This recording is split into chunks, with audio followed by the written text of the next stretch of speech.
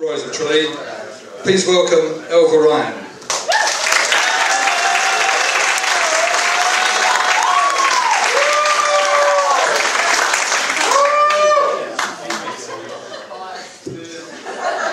When Ailbhe came in, if you paid any attention, as you probably did, you would have noticed that she was a little taller.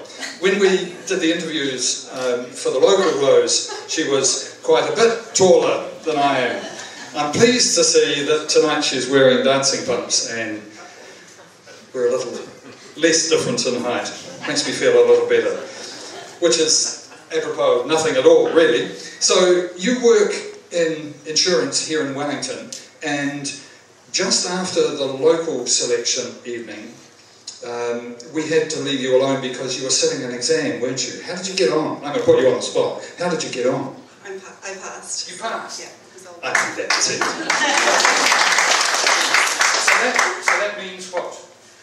So that means I can now give financial advice about specific insurance products. It's quite boring, you probably don't want to hear about this. Oh, okay, alright, we'll just move on then, shall we? Okay. But it's, the other thing that I think is important that we talk about in your case is where you're from. We've all picked with the accent that you're certainly not from Zimbabwe. So tell us about where you are from. Well, I'm from North County Dublin, a village called Hutt.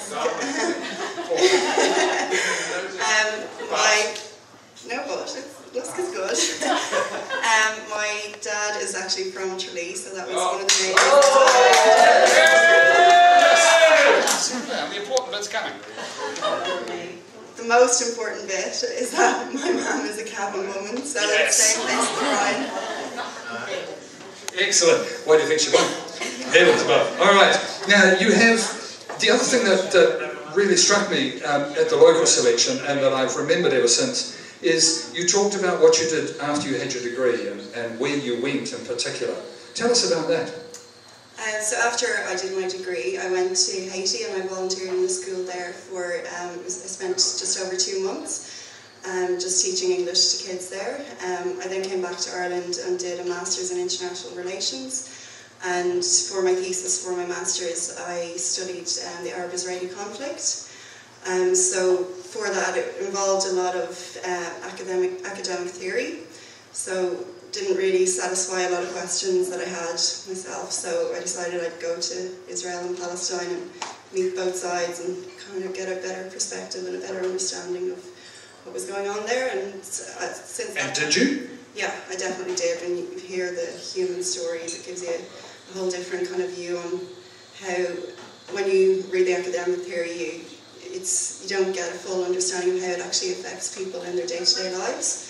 After that, I just really fell in love with the place. I learned so much. I went back again and brought my brother with me. That was in October 2008, and hopefully I really want to go back in the future again and possibly do some volunteer work there and spend a bit longer than I have been able to in the past. Volunteer work in the Middle East? Yeah. You don't think it's a tad volatile just at the moment? Yeah, I suppose it is. Yeah, Egypt.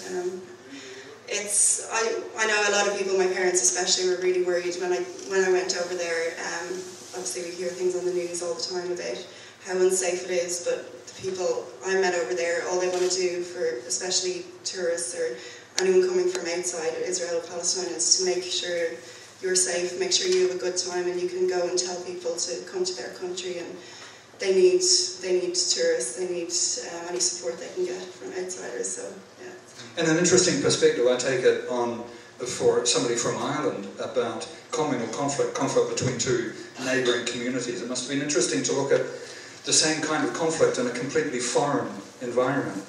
Yeah, it's obviously because I'm from Ireland and all the difficulties that in Northern Ireland. And I went for dinner in a Jewish family's house. I went to a Sabbath dinner, and they asked me, they say, why are Irish people, why do they have such a strong identity with Palestinians? And it's obviously to do with our history as well. We were an occupied country for 700 years, so we have that kind of connection where we're oppressed people, I suppose. We're ruled over by a country or a different power that's not our own. So yeah, we had that connection, and that's something I felt strongly for so many years, and yeah, really kind of empathise with the situation there. Which is fascinating. But on a completely lighter note, having spent time in Haiti and then in the Middle East, studied in, majored in international relations, how did you end up in New Zealand? Well, I always wanted to come to New Zealand. I know a lot of the girls speak about their Irish connection. I actually have a New Zealand connection where my grandfather's brother in 1928 came out here, sailed out here, and he ended up settling in Thames and set up a timber mill there. It's really successful. They've got the most beautiful house made of timber in the Coromandel. So his family, his daughter is still here, and she's got her children, they've got grandkids. So when I was younger, my cousin actually came out to, we did a family tree, and they came out to, or my cousin came out to kind of explore that a bit more, explore where our family is actually spread out to across the world. And I always had it in my mind when she came back and told me how beautiful New Zealand was, that yeah, one day I want to come here and meet the family and see the country. And what prompted it? What prompted me to come here? I had a round the world ticket, so it wasn't the answer I was looking for, but I have to know. All right, he'll keep. Okay, so now you do Irish dancing. You love to cook and bake. Does that have anything to do with what you're going to do for us as an item? The Irish dancing does not. Cooking or baking. Right. Not cooking or baking. No. Oh, okay. But you're going to dance. Yeah, I did Irish dancing in Ireland from the age of 4 until about 13, and then I recently have taken it up again over here just about 2 months ago.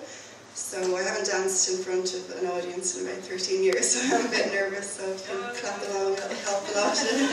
I'm sure we can. Ladies and gentlemen, Ailbhe is going to perform for us.